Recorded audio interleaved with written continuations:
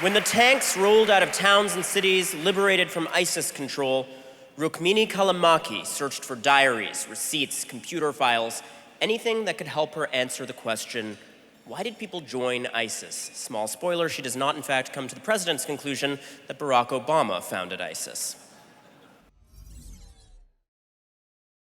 I think people imagine that because of the savagery, we assume that the people they succeed in recruiting into this group must be very different from us. But in fact, it's actually something more spooky because it's something that you recognize.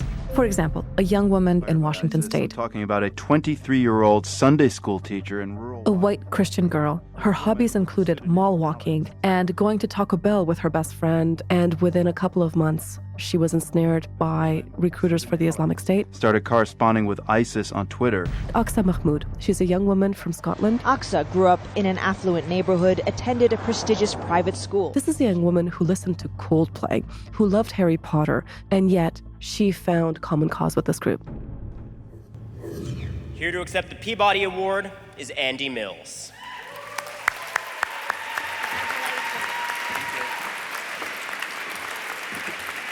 Thank you very much. I am very honored and super terrified to be here in front of you all right now. Look at this, guys. We won an award.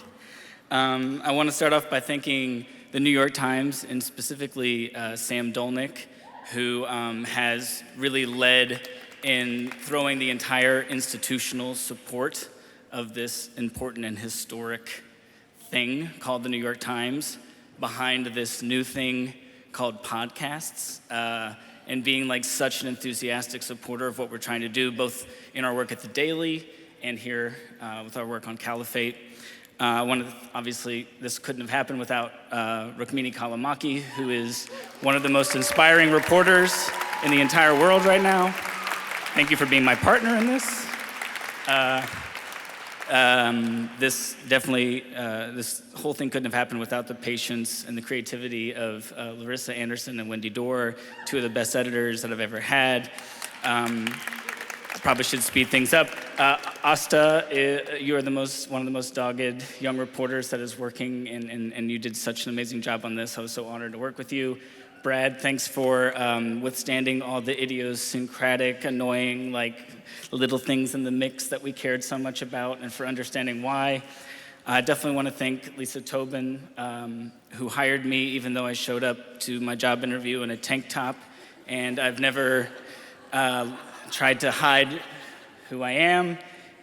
Thanks for believing that I could be more than what I thought when I met you. Sorry. I feel like I'm taking Bing's advice to be more vulnerable pretty seriously here. I want to make sure that I thank the entire team that works at The Daily every day. They are the hardest working team in the podcast business by far, and they are led by Theo Balcom. I know that whenever I left working on The Daily every day to go and work on Caliphate, it meant that your already very difficult and time-consuming job became even more difficult and time-consuming, and you handled that with so much grace, and I admire you, and I'm so honored to work with you.